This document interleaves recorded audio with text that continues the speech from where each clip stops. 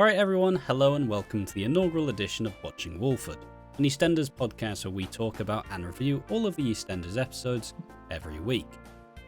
Likewise, welcome to the Watching Walford channel, which is more than just one podcast as we aim to make documentaries on characters, retell stories from yesteryears, and delve into some of the story arcs of the show's past. This podcast will just be audio only, but we do intend on creating little mini documentaries that contain actual footage. I'm your host Ash, and I'm joined by Piggy. Hello, I'm Piggy. I don't know what I'm doing here. Piggy has been coaxed along with me to go through all of the weeks of EastEnders and talk about it for about 3 hours at a time. Hopefully not that long. I was basically coaxed because the other host of Easily Entertained refused to do this. And I wouldn't shut up about Johnny Easily Entertained, so they're like, we're giving you your own podcast, but it's EastEnders. And I was like, Jesus, yay. So I suppose just to give a little background, as me personally, I've watched EastEnders for approximately 5 or 6 years now at least. It was something I'd watched a bit as a kid when I was younger, but at some point kind of fell out with it and couldn't be bothered. But slowly, I think as I was going back to work for the first time, I kind of slowly saw myself being interested in it.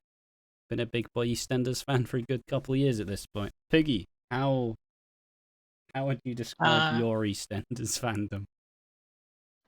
Well, my first ever knowledge of EastEnders is Bradley, because I remember my granddad used to have this small TV. I think it was a small TV. I was like 4 at this time, I want to say. So I don't know. My dad turned on BBC One because over here in Ireland there's an RTE One or BBC One, but there's a little time delay because RTE One is they need commercials and BBC One don't need commercials. Yeah. So if someone gets shot, it'll happen 3 minutes later on the RTE broadcast because ads. But on the BBC, I'll say the BBC broadcast, I remember distinctly Bradley doing Elix Skipper walk along the roof, and then he jumped, and that was my first ever knowledge of EastEnders, where he does the Elix Skipper walk and then he jumps. Oh yeah, they Bradley fucking diving off the roof in order to start to try and save Stacey, because they're like, yeah, Bradley killed him, and then Stacey's like, it was me, sorry. And I suppose before we get into this week's set of episodes, I think it's fairly important to recap what happened over Christmas and kind of the aftermath, like how it's going to affect us going into the new year. Alright, so the Christmas period was mostly dominated by Mick and Linda and Janine, because the weird love triangle where Janine genuinely wanted to be with Mick, Mick kind of wanted to be with Janine, but didn't really realise that he actually wanted to be with Linda. It's an old trope that's been used a while. So on the Christmas, they get married? Do they get married on Christmas or like the day before? They get married on the 23rd of December, and then there's a die down episode. There is an episode on the 24th. Yeah. And then come Christmas Day, they're all having a lovely dinner. And then what the name of the child? Scarlett comes in. Yeah. Scarlett comes in, and it's like I was told to keep my mouth shut because of my mom. She gave you the alcohol and she crashed the car, and then basically Janine steals Mick's passport. She gets in a car, and now this is where logic goes out the window. Yes. Because to me personally, if Ash stole, or I call him the seal because it makes sense with the pig. If the seal stole my passport, I would ring the guards or police in the UK and tell them someone has stole my passport and I'd register for a new one. But Mick is like a Superman. He's like, no one's stealing my passport. I bunny lad, and he basically drives after Janine with Linda. He tries to stop Janine Janine kicks him in the gut or penis, one or the other, and then basically gets in the car, and Linda's like, no. And she jumps in the car after Janine, and she grabs the steering wheel, and they end up driving off a cliff. And then Mick playing Foo Fighters, Hero, in his little headset. Yeah. He jumps off the bridge, off the cliff, and he's like, "There goes my hero!" As he jumps into the sea, he saves Janine, and then And his Janine unborn child. and his unborn child, and then he goes back in for Linda, but Linda's like, "Mick, I'm out, Mick, Mick, Mick," and then Mick sadly drowns. That we think he's drowned, That we know of.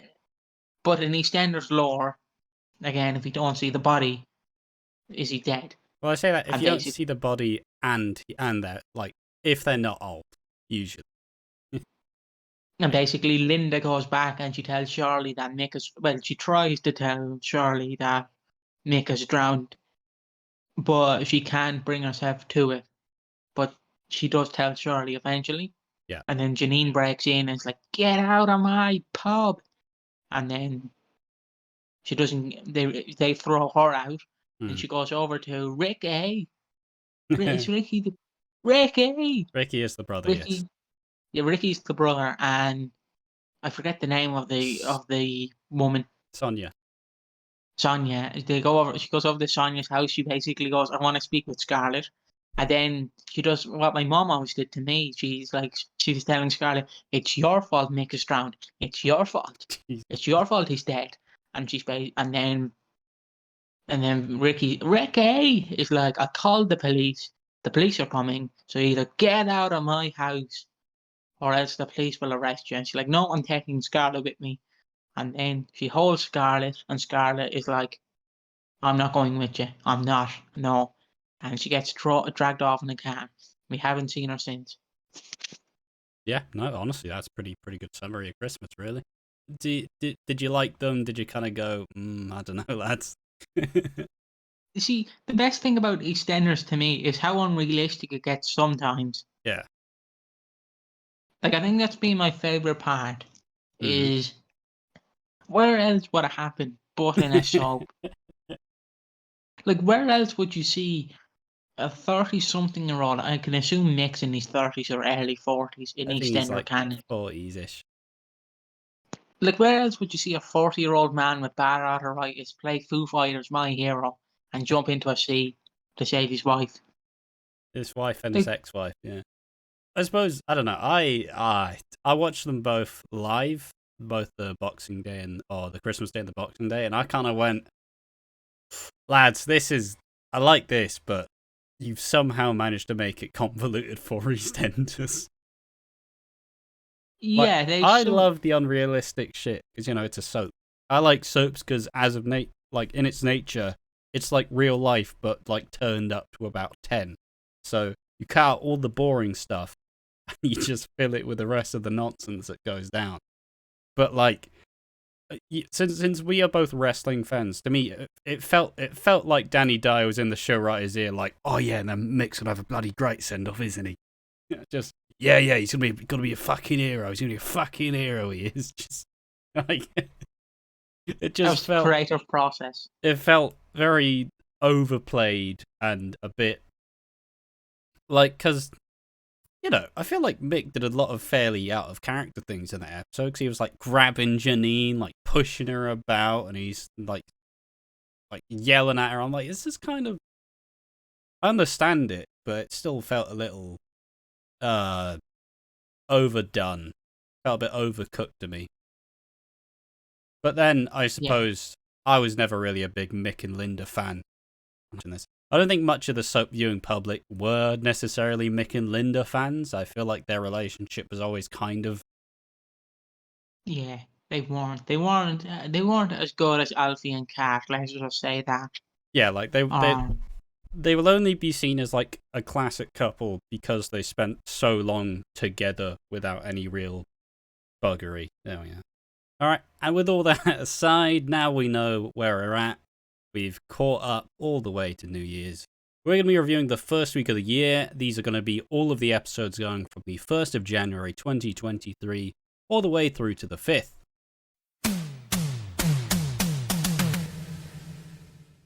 We kick off the week and it's a New Year's party at the Slaters. They've invited what seems to be the entire square to the party, and we get to see who are our guests. Martin walks past Mick's memorial, makes it to Stacey's, and then they accidentally kiss on the lips. Does scare me thinking that they will probably get back together now that Kira is gone. Meanwhile, back at home, Ricky is he's preparing his date with Sam Mitchell. He's invited her over on New Year's Eve, or New Year's Day, and he's like, alright, I'm going to ask her if she wants to go to Germany with me and Scarlett. And it's like, come on, Ricky. Ricky, you've been with her multiple times over the years. You know better than to do this. The beefing between Phil and Keanu continues as Phil has blacklisted him from the square. Why? Well, because Keanu had kids with his wife, Sharon, his daughter, Louise, and he shagged his sister. Way. Does Keanu want to live? We need to get Grant Mitchell back, and then he can shag every Mitchell. Oh, he's like had the whole fucking 3 shades of Mitchells. No, I don't understand what Keanu's fixation with the Mitchell women are. I don't understand. He's got a death wish. He does. 3 generations of the Slaters have a catch-up in the bedroom. Jean, Stacey, and Lily all enjoy each other's company. They swear off men, and they all agree. See, they're all kind of currently in a weird situation. Jean is kind of with Harvey, the taxi driver, but also not really. They haven't actually said anything about it. Stacey just lost Kirat because he took the rap for his mum Suki for killing someone, even though it was Ravi who did it, but that's besides the point. And Lily, well, let's just wait and see what Lily's been up to lately. Lily, you're 12. Will you calm down there, love? Yeah, she says, I'm not interested in boys, and it's like, that's fine, alright, lovely little normal 12-year-old. Isn't gonna do anything stupid. Oh, wait. Of course, the Eastenders. And speaking of the Panasars, Nish and Suki come to wish them a Happy New Year. And for Suki, she's there for Eve.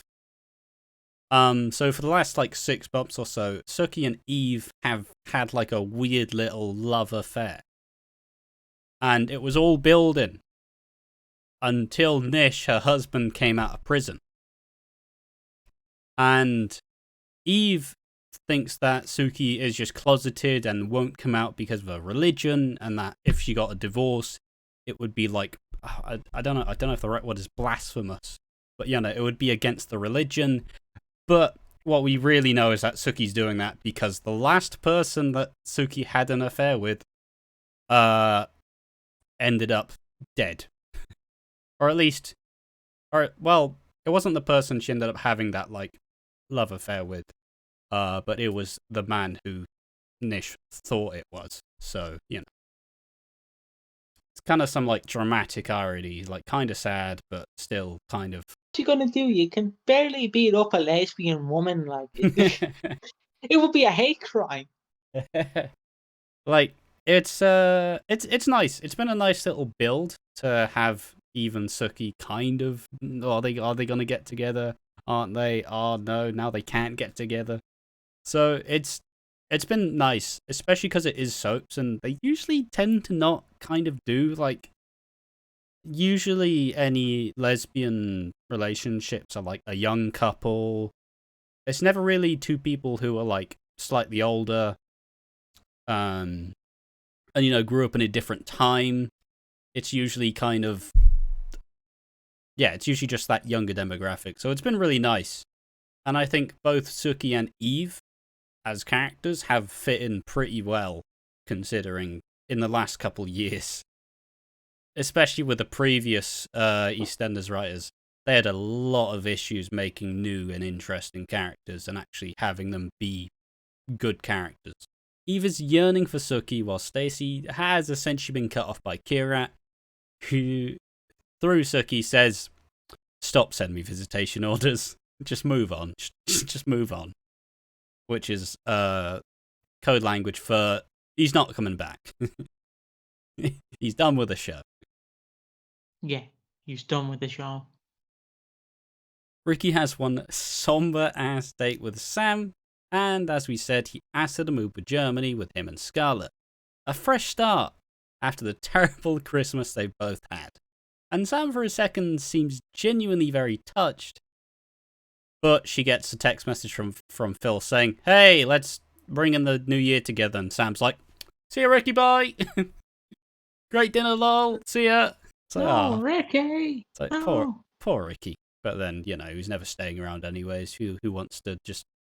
Yeah, I've seen you for about 2 weeks, but let's move away to Germany. And it's like, well, no. I don't think Ricky is staying on the show. I think he's off. He's off this month, I think. He will likely be gone in a couple of weeks, if not sooner. But one thing I will say, Ricky is somewhat fit back in. Eve is drunkenly chatting with the Panasars, but all gets a little bit too much when Eve starts making jokes about closeted gays. Nish is lapping it up and having a great time, but Suki's had enough. Meanwhile, Keanu visits Sharon and says she still has feelings for him. So they have a big kiss, and it's like, oh no, he's staying, isn't he? He's staying here. He's not leaving. He's not leaving. I'll be honest, out of all the angles they were going to go with Keanu, I was not expecting them to decide that he is now going to try be with Sharon after all this time. I was not expecting that either. But, go on. Good on you, Keanu. Keanu! Jean and Harvey finally sort their issues, and it wasn't a ring box, it was a box with a key. So, she's got a key to his flat. Nicer than marriage, which they already nearly did. Lily, meanwhile, also throws up, but she hasn't been drinking. Oh. Oh no. No. Meanwhile, Suki and Eve are making out in the bedroom. Yeah! Hooray! Lesbians! Lesbians! Hooray! Yeah, I wasn't exactly going for that, but yes, sure. Lesbians! And Nish is looking for Suki as the new year strikes in, and he nearly walks in, but don't you worry, Eve passed out before he caught them. Happy New Year! Woo! Sam makes it to the bar and gets the approval from Phil, like I mentioned, and leaving Ricky alone with us with a Happy New Year's text. So, poor Ricky. He's been cock-blocked. Absolutely ruined. And the 3 generations of Slate women have gone down. Jean faints, Lily faints, and Eve goes down too. What's going on with the Slater woman? Why are they all going down? And Keanu double crosses Phil because Phil is essentially like, you're gone at midnight. So he's like, hey, Keeble, I lied about everything.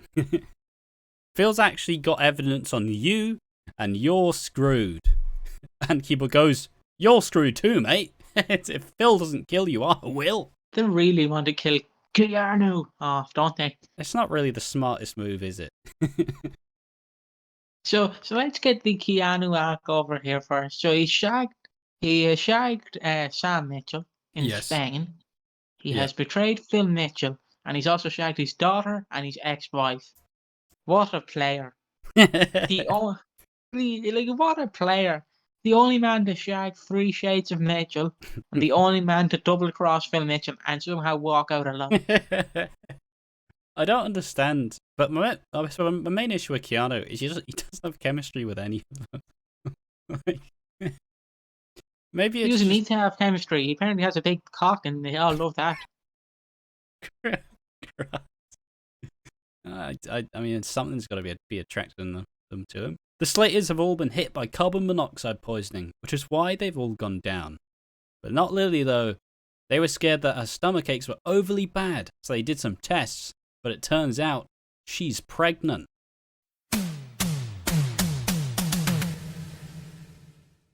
Next episode is Stacy's being grilled by a social and a detective about Lily's pregnancy. The issue has crept up because she is 12 years old. Yeah, fair enough. Quite reasonable. It's still throwing me off. I don't like it at all, but you know what? It's happening. Time to buckle down. Well, we're here. We'll just open the elephant so slowly. Is she going to have an abortion or is she going to have the child? Is the real question. I don't know. I don't. Because to me, it could be another Slater. I really hope not. One angle I wouldn't mind if she actually just gets the child adopted. She could, or they keep the child. Well, I don't know. Maybe it's just someone having a kid and raising it from 12 years old is a little bit of a no-no. Well, it might not be her who's raising it. It might Yeah, be Stacey who raises it yeah, and but also eventually Stacey has Martin. about 7 different kids, so I don't think I don't know. I honestly can't tell you how it's gonna go. I wouldn't be surprised if she does lose the baby though, because early pregnancies there's always a bit of a struggle, and because the body is still developing.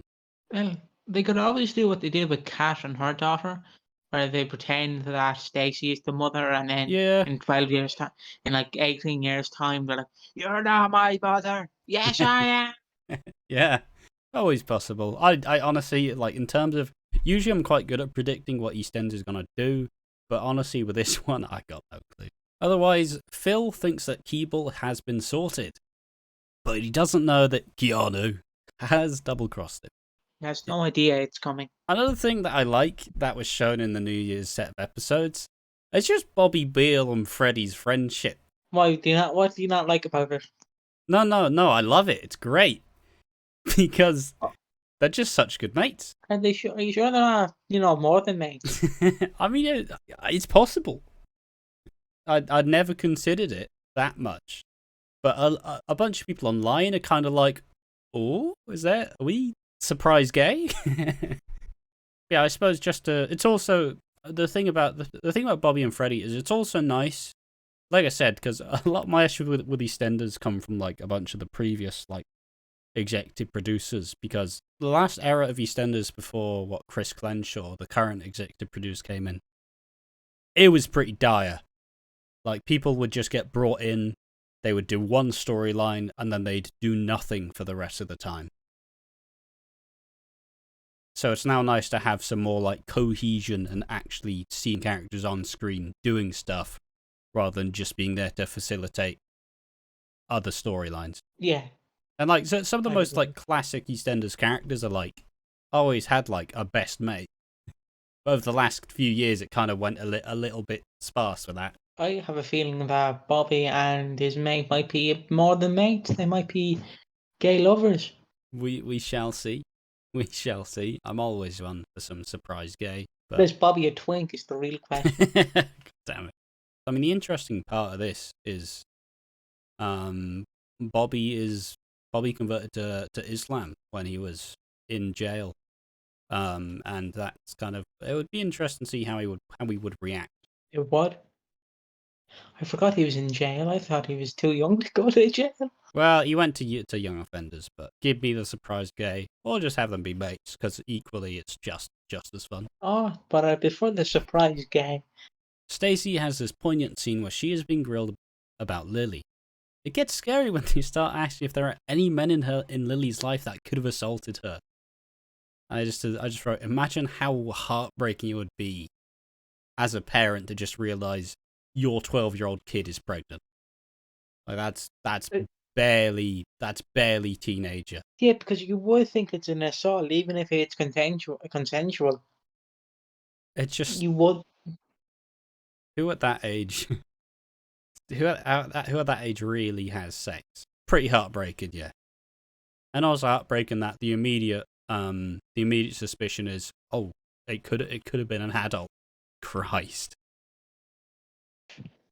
When I read the rumors online that it was Ricky, I was like, wait, what? Wait, what? The, the other Ricky? Phil is making amends as if it's over and done with, but little do we know that once again Keanu has dobbed him in.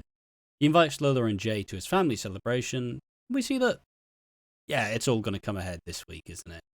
It's all coming out. Keeble and Phil, one of them's not going to make it out.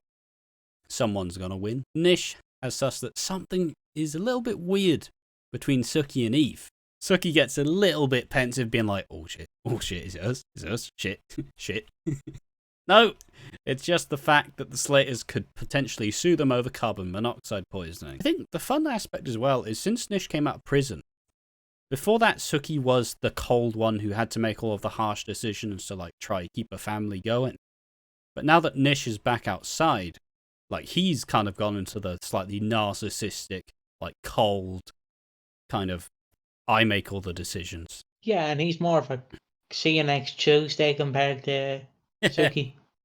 Yeah, like they've definitely humanized her a bit more now that Nish is outside, because we obviously know that Sookie doesn't really like Nish too much, but has a duty as a wife. I guess. That's how. Well, I know what's gonna happen next Christmas. Stacey is keeping her cards close to her chest, as she understandably doesn't want anyone to know, which is working because nobody really seems to notice. At Phil's get-together, Phil offers to pay for Jay and Lola's wedding, and he's kind of putting on a brave face, but when people actually ask for details, you can tell that he's a little bit rattled still. Meanwhile, Nish is trying to hardball Ben into a deal over the arches. Ben reneges on their initial agreement because he no longer needs the money to pay for Lola's treatment, and, well, Nish doesn't really seem to take it too well. He kind of starts trying to ramp it up and starts trying to, like, manipulate Ben into doing a deal, but he's not really budging. Kat and Alfie talk about Kat's issues with Bill, and, as I was just saying, it's another situation where Alfie's like, you should leave him, Kat, come on, leave him, I'm better, let's be together. And Kat's just kind of like, no, I'm good, mate. Phil is telling Billy about his deal with Keeble, the bent copper who has been trying to send down Phil for years, after Phil's father Eric shot her dad back in the 80s. It's a cat and mouse game for both sides. Once one party thought they'd won, turns out the others have like an extra ace up their sleeve.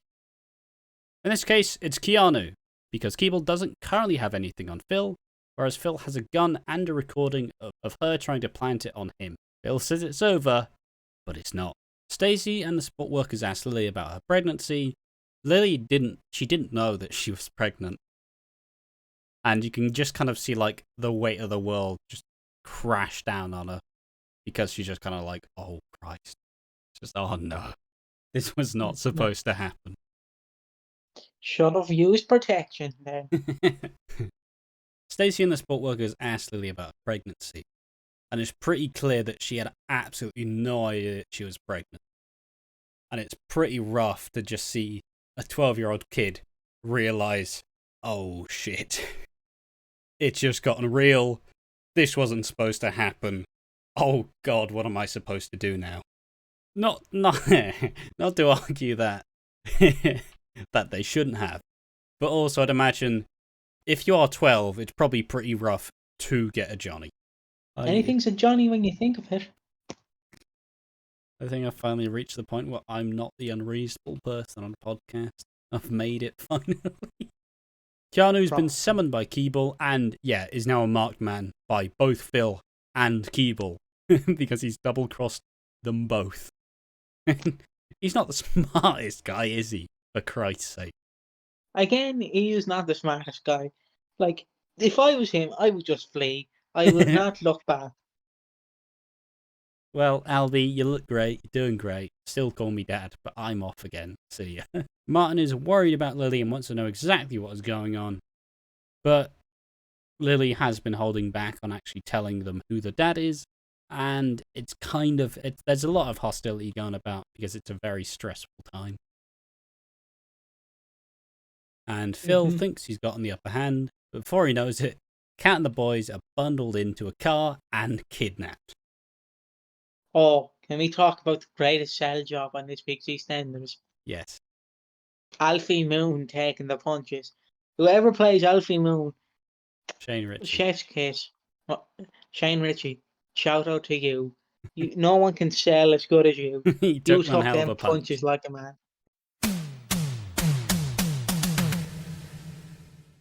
Kat and Tommy are being taken to a secure yet abandoned facility. And as a part of Keeble's plan to try and capture Phil and make him slip up, Alfie bursts into Peggy's and tells them all that Kat and Tommy has been kidnapped. Alfie yells at Phil, but Phil rallies the troops and prepares to sort this out before anyone goes down. one thing that was amazing to see. It's amazing to see Phil just kind of prove himself as this is why he's the head of the family, because you go, all right, everybody home now. We're sorting this. Like we're getting this all worked out right now. Because usually nowadays Phil's just kind of a bit of a dick.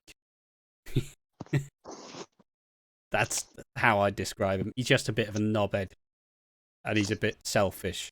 So it's nice to see him actually kind of prove himself as the head of the family. And I suppose it's also fun to see all of the Mitchell clan working together and not just arguing with one another. And all it took was for Kat and Tommy to be kidnapped. They should do that more often. Martin is asking Stacey what's going on with Lily. He doesn't know that she's pregnant and Stacey is covering for her. She's lying as much as she needs to keep the secret, and does just try to get rid of him. Even if he goes, Stace, are you trying to get rid of me? Nah. Yeah. Nah, no way. Couldn't be me. Would never do that. And it somehow works. He then leaves. Keanu bursts into Sharon's inner half, realizing that he is a dead man as Phil bangs down that door. Meanwhile, Sookie warns Nish to get away from scheming so openly over getting the archers. You know, he's very angry that people would, like, that Ben would go back on this deal, and he's a bit of a narcissist is what I'm realizing. And kind of likes himself, he fancies himself a bit. But yeah, and I was just saying, I really enjoy the dynamic between these two. Because Nish is kind of under the idea that everything is fine, like he's just walked back into married life. But there's this level of kind of, Sookie kind of wants him to fail. Yeah, which is pretty funny. You know, it's really like frosty, like you can tell that Sookie is fully given up. And doesn't care, but she needs to, and it's fun. She says that charming is his MO, and just kind of smugly sips her tea like fucking nailed it, lads. Stop being a knob, Nish. Keanu, when faced with an angry Phil Mitchell, he looks like a worried puppy. And, you know, fair enough, you mess with Phil Mitchell, there's a chance you end up dead. The Mitchells are searching fiercely, and as I said before, it's pretty good to see the Mitchells on like a united front as they're all just scouring for Kat and Tommy. Stacey as well breaks down in front of Jean and lets it slip that Lily is pregnant. Jean processes this and they're both worried that she's been abused. They're as scared as parents should be when your 12-year-old girl turns out to be pregnant. Lily walks in on them though, and she kind of angrily rushes out like, I thought you wouldn't tell anyone. How could you? You're supposed to be my mom. Sharon makes Keanu realise that the only way out of this is to help find Kat and Tommy. Then we get more with Jean and Lily, and Jean tries to figure out who the dad is, but Lily once again lashes out and kind of just goes, get out, mum. I don't want you anywhere near me. Leave me alone. And alongside this, with the other kid drama, is that Amy Mitchell kind of realises, maybe I should actually try be mates with Lily again. Because maybe there is something actually wrong, because she was still in hospital after a little bit of time. Lola and Ren are freaking out about the Mitchells, and Sookie and Nish offer Lola publicly a large sum of cash. And, you know, this is supposed to be a part of Nish's, like, charming, offensive, and it's not very charming, because Harvey comes in and essentially says, listen, right, you guys nearly got my whole family killed. How honest is this really gonna be? He has a point. He really does. That's what I kind of like. I like the duality, because I like Nish, he's fine. But I also like how he is a narcissist, so every time he does something and it goes wrong, he's kind of like, that's your fault. It's not my fault. I did what I could. Once again, we enter the game of cat and mouse, where Phil intends to wait whilst Keeble makes her move. Cat pushes Keeble over as she falls, but she pulls out a gun. Jesus Christ. I was not expecting Keeble to pull out a fucking gun out of nowhere. How did she get a gun? You know, it's the UK. She's a police officer. Like high up detective. Like, it makes sense she would have the resources. But also, I was not expecting Keeble, like, at the end of her wick, just like, you know what, fine. I want the recording, and I want the gun back that I gave Keanu to plant on you, or Kat and Tommy are dead. How are you going to shoot a child? I mean, I honestly believe Keeble in that state probably would have done it. Would they have shown them getting shot though is another question. Not so directly. They would probably show the face, but they wouldn't show any like actual blood. The closest we got to a kid being killed on EastEnders is when there was a guy called Shaki, and he was mates with Keegan when he was about, and they ended up both just got stabbed. And Mick saved him. Yeah. Keegan's dead though, isn't he? Keegan's not dead. Keegan's off in Germany with Tiff and Liam and Ricky when he goes back. Ricky!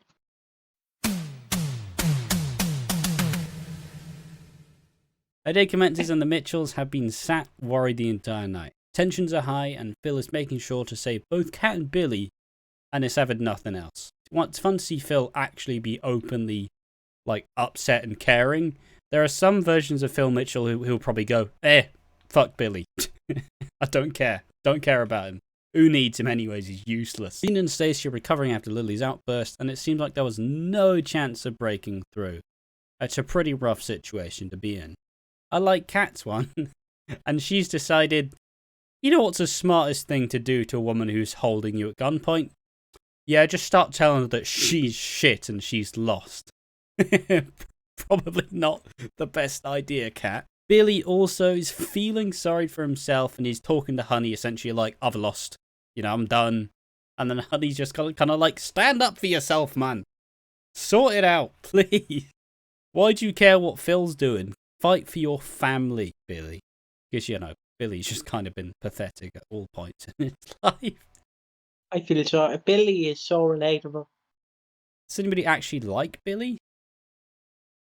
I do. Because he's so relatable. Why? Because he's just shit. Yeah. Yeah, and Billy doesn't ever really get things right. Keeble is in over her head and is losing the plot, expecting Phil to cool.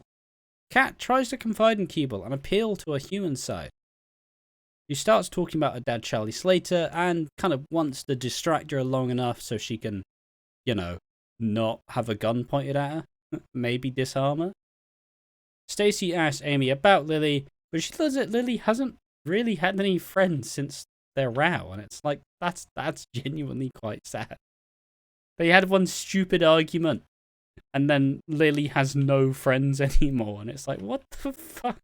One singular argument with a friend should not result in you having no friends. She does have a friend, her unborn baby. It turns out that Jean took the batteries out of the carbon monoxide alarm, which resulted in the leak not being found earlier. Nish narcissistically asked for a public apology, which he didn't get from Harvey.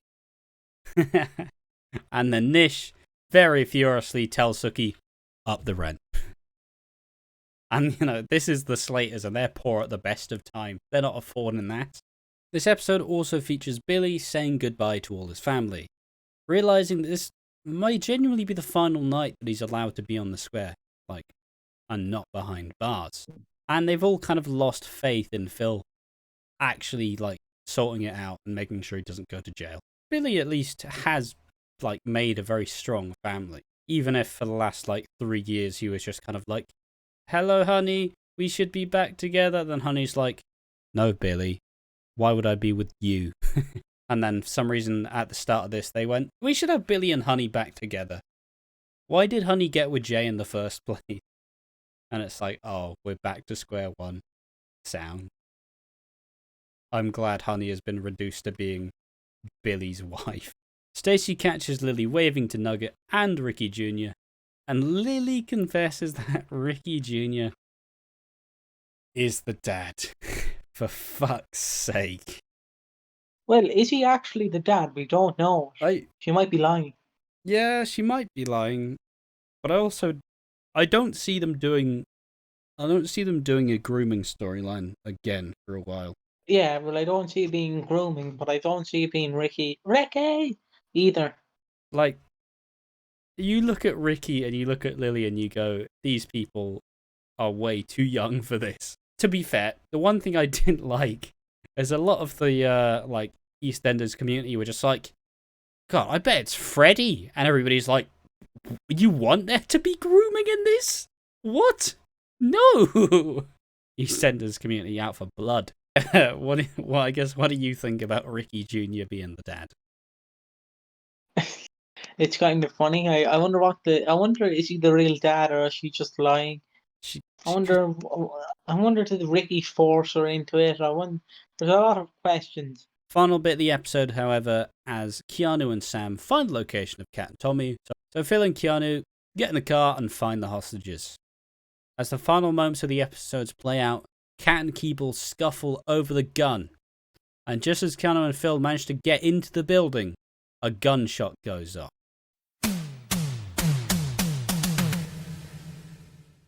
It turns out that Kat shot the gun and it hit Keeble in the side. And Phil pleads with Keeble to call off Billy's trial, and then he'll get her to hospital. Otherwise, she'll bleed out and die. Also another fun scene, purely because, once again, even though Phil has technically attempted to murder about 20 people, he hasn't actually done it and appeals to her human side. Like, I don't want to kill you. like, I'm not a murderer. Like, come on. He could kill her, but he's not going to. Next, we see that Lily and Ricky Jr. Lily says they had sex because they were bored. Sound. And then Stacy responds, "What's wrong with snakes and ladders?" Oh, man. And also just that, why do we have sex? Because we were bored. What's really happening is that Lily's trying to do literally anything to get Stacy off her back. I don't like how you treated me in this. Leave me alone. Why do we do it? For the worst reason possible. If you're 16, 17, 18, you're just like, yeah, you're bored? Sure. When you're 12, no. Sorry. And I don't think it's... Obviously, one thing I don't want to come across in this issue, I don't want it to come across like we're prudes. You know, people have sex, in the fairly early teens, but even 12's a bit fucking egregious. Yeah, I'd agree with that. Billy prepares to get to his trial and has a somber moment with everyone. He apologizes for all his wrongdoings and says that Jay is now the head of the family. And it's nice to have a proper Billy and Jay scene, because, as I said, over the pandemic period, Billy was essentially just jealous of Jay because Jay got with Honey and then shunned him for it because he tried to make it sound like it was some weird incest thing, despite the fact that they're not related whatsoever. Love EastEnders. Yeah. Love EastEnders. Go on, sometimes. EastEnders. Phil reasons with Keeble by sympathizing over Eric, Phil's dad, because they both suffered as a result of his actions. As I said before, it's another instance where we get a side to sympathetic Phil because he could have easily just let her die, but he didn't. And therefore Billy's case gets dropped, and Phil's vendetta against Keanu gets dropped as well. Keanu takes Keeble to the hospital and is allowed to stay as long as he stays out of Phil's way. He can now get with Sharon again. I don't understand why they're drawn to each other. Is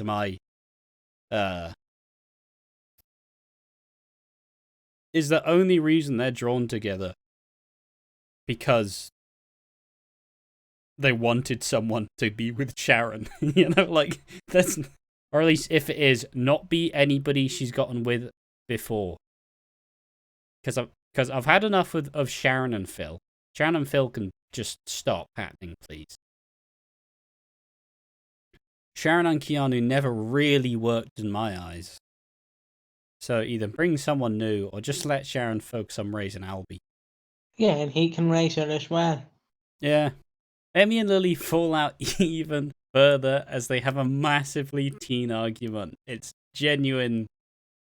I never really call out writing that much, but it was like the most vapid teen shit. So yeah, well, all your social media's crap. Oh, how dare you? How dare you suggest that? Yeah, well, you're a loser. Yeah, It was old man probably wrote that thinking that's what teens do nowadays. And after this argument, Stacy manages to comfort her, and they at least move on. They finally talk about it. They manage to have a good heart-to-heart without actually shouting at each other. We learn that Ricky Jr. and Lily had sex and grew close because they kind of both felt like left out from everybody else, you know, because in Ricky's household, he lives with Jack and Denise and the whole Truman clan.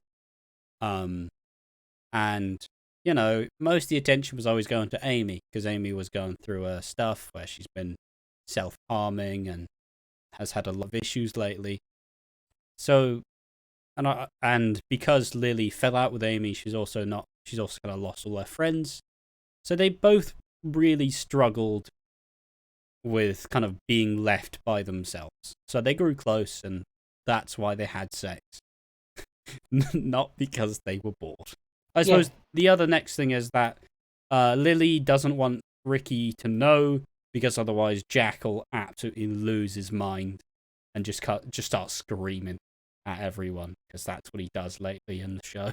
Billy is able to get off free and is able to be back with his family. I wonder who was actually convinced that Billy was actually going to jail. I don't think anybody really. Meanwhile, Kat talks with Alfie and expresses kind of her she just kind of lets out all of her trauma and upset over shooting Keeble and the kidnapping. And Alfie once again kind of goes, listen, all right, we can leave right now if you want. If you really feel like you need to, this isn't you. You don't want to do this. This isn't your world. We should leave. As this goes on, Honey stands up to Phil and is like, this is the last time you risk Billy's life, because I will... I'll fight the fuck out of you, Phil. I'll die protecting my family. And it's like, yeah, fair enough. All right, honey, calm down. Bloody hell. Go on, honey.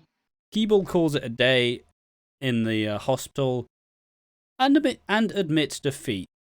Finally, after all this time, January 2022. Jesus. Yeah, so I think finally Keeble is done after genuinely being in the show for a year. This Phil Mitchell storyline has been going on for over a year. It's been pretty bollocks, really. I think the most interesting bit is when they did the episode set back in like the 80s, where you had young Phil and young Grant and young Sam. That episode was a lot of fun. But otherwise, it kind of felt like just another obstacle for Kat and Phil to kind of have to work through. Did you like the Keeble storyline, Piggy? I didn't mind it. Yeah, so I think hopefully today we bid farewell to Keeble, and I don't want to see a sad face any longer. Please leave us alone. Never call us again. And the episode starts to come to a close as Phil and Kat have a big discussion and kind of talk about everything that happened. Kat has been thinking about it and has realized that in like the last few months she's had to shoot someone. She's had to like deal with drug dealers. She's seen Phil grass to the police. And that this really isn't Kat's world, because you know what, Kat's vaguely gone near like the criminal stuff, but has never really fully like sent it there. But you know, and Phil says, listen, all right, I love you. But he also wouldn't like blame her if she walked away, because he says he doesn't want her living in fear.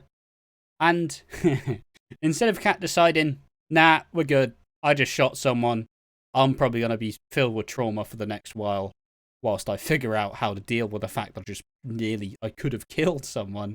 She just goes, right, tell me everything that happens, and teach the boys how to fight and how to be protected if this ever happens properly.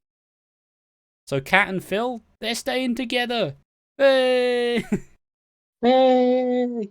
And they kiss, they make up, and Alfie comes down and essentially goes, all right, fair enough, I'm done. See ya. I will stop trying to make you. I'll stop trying to convince you that I am the better option. And yeah, now hopefully we actually see Alfie do something that isn't just harass Cat.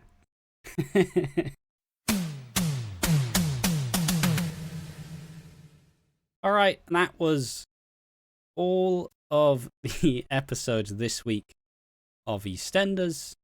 That's just a fairly broad conclusion. What did you think? Did you enjoy the New Year's week? I did. I didn't like the pregnancy storyline. I don't know how to feel about a 12-year-old child pregnant. Like, how are you going to show the birth of that? Yeah, and otherwise it was mostly just about Phil, Keanu, that whole angle, and Lily, and being pregnant. That was mostly the two main features of this New Year week. I'd like to see. I will be happy to move on from Keeble, as I said before. Still kind of worried for the Lily pregnancy storyline. It's a bit scared. I suppose other stuff that happened in the week, but I don't think I specifically mentioned. Zach got a offer to be on a job on a cruise ship, which is good because it's some proper pay and it's a proper job. But also he's currently having a baby with Whitney, but they aren't together. They're just kind of co-parenting.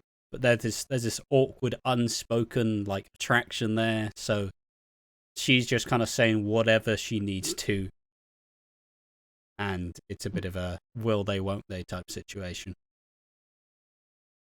Mm-hmm. And the obvious answer is they will. They will.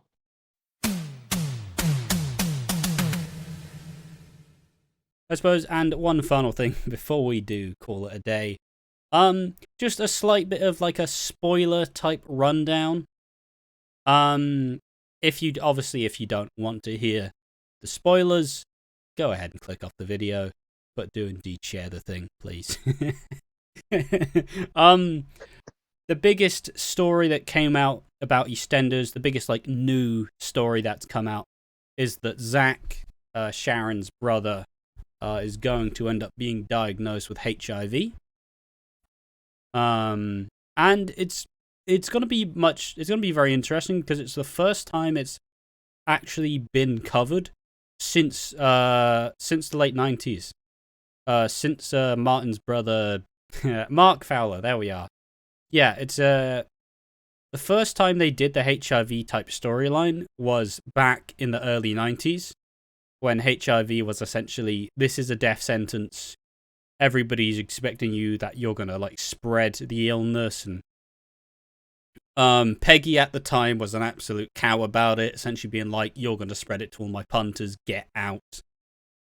But the different angle is that HIV and AIDS medication and support has greatly increased over the time. So now in 2023, you can actually live a proper life with it, and there's no real chance that you'll be spreading it on to other people. And it's also been given to Zach, who is kind of, for the most part, he's just been bedding women the whole time. That's mostly what he's done. He's been eye candy and Sharon's brother, and gets involved in all that stuff. Yeah. What else? Is there anything else in this? I suppose another interesting one is that if anybody watched Hollyoaks back in the day, a couple of years back, the guy who played Ziggy Roscoe will be appearing as Zach's mate, and he'll be the one giving the bad news. So that's a fun little. If you are a soap fan, you will know. We want to do anything like underrated character of the week and have it be a weekly thing. Alfie Moon. Don't care. Alfie Moon and Billy Mitchell. Fair enough. You? Underrated character of the week for me. I think Sam. I think Sam Mitchell did a pretty. I like the way they're kind of slightly altering a character, But it also made me laugh how, like, her priorities are just, I want to be accepted by Phil. Sorry, Ricky. Lol, bye.